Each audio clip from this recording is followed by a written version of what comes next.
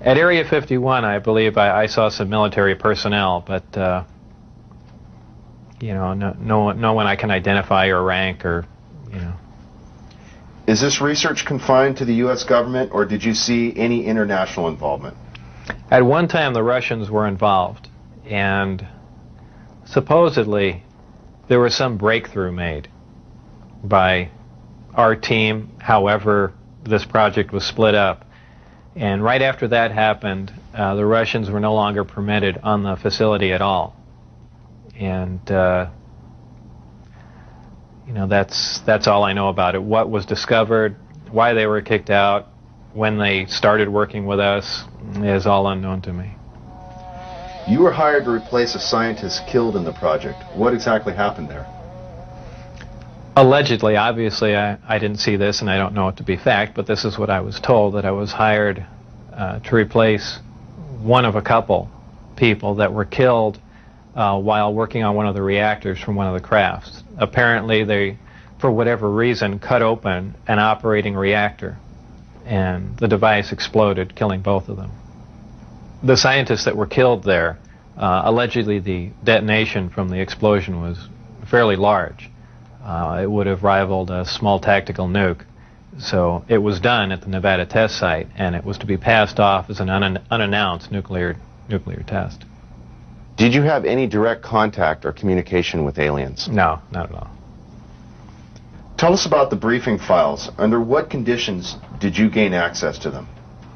I was put into the briefing room with 121 or 22 briefings and really was just told to sit and read through them.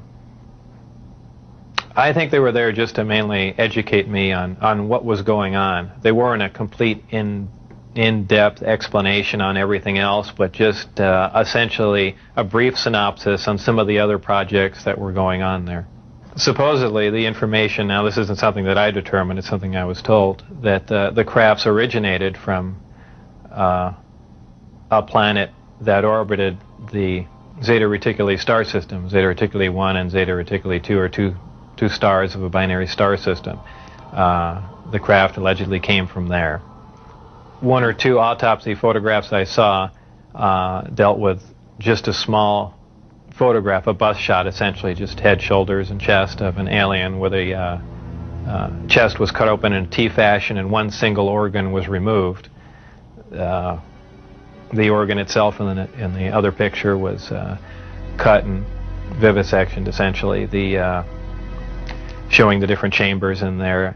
This was totally unrelated to anything I was doing, but from that photograph it looked like, you know, what you see in UFO lore as the typical gray. So how tall it was from what I could see, I couldn't tell because I only saw a portion of the photograph, but if everything else you see is correct, you know, I would imagine it was 3.5 or 4 feet tall. But there again, you know, all I had to see was a photograph, and you know, I didn't have much to go on. You mentioned these beings have historically interacted with man. How? What was involved there? Allegedly, this interaction has occurred since, you know, man was a simian creature, and you know, there were genetic alterations made. How specifically did the briefings detail how the aliens manipulated our genetics over the centuries? It mentioned 65 or 63 corrections or additions to the genetic makeup that finally resulted in, you know, a human creature. In an earlier interview, you had mentioned you saw what you thought may be an alien. Was it an alien? What did you see? What I had said and all that occurred was I was walking by a door that had a small 9x9 window in it, little wires running through it, and glanced in there, and there were two either technicians, scientists, or whoever they were, looking down at something. And what that something was caught my eye, and I never really did see what it was. A lot of people have asserted, well, there was an alien, there are aliens working around there, and so on and so forth. I mean, I don't think that was the case. But who knows? I was, you know, you're seeing all these fantastic things, and your mind gets going, and you catch something out of the corner of your eye. Who knows what your mind's going to come up with? So I certainly wouldn't stand on that as fact by any means.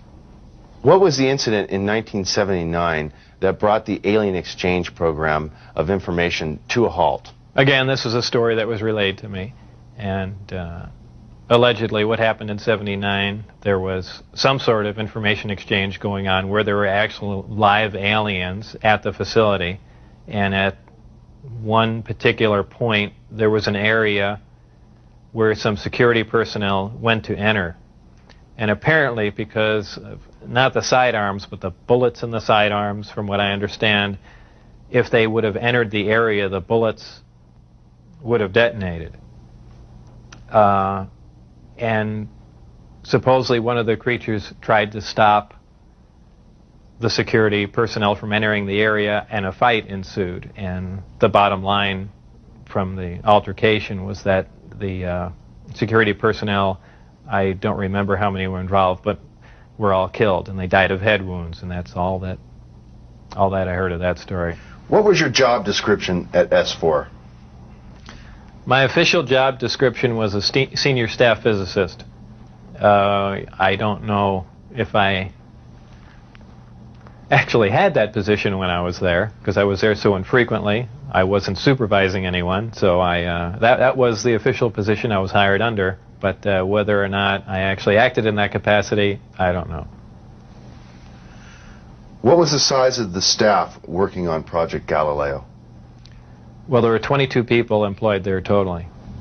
And that was specifically for the Galileo project? No, for the entire project. Oh, I see. There were 22 people with majestic clearance. I had majestic clearance. Majestic clearance was designated as clearance 38 levels above Q clearance, and Q clearance is the civilian top secret clearance. When did you see your first disc? The first disc I saw, I believe it was the second, or I think it was the third time I was up there.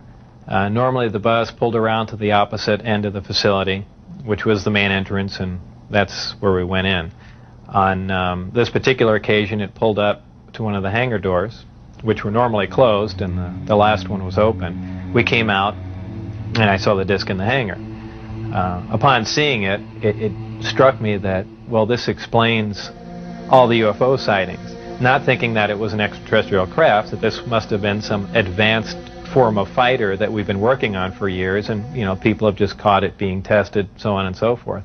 And it never even occurred to me, even though I was looking at an extraterrestrial vehicle, that this wasn't man-made. When did you realize the craft was not of earthly origin? Well,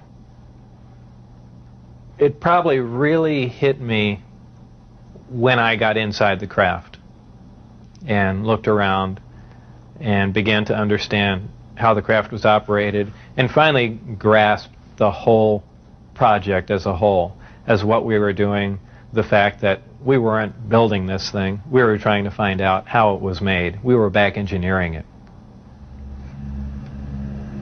What is back engineering? Well, back engineering is taking a finished product and finding out how the device or product was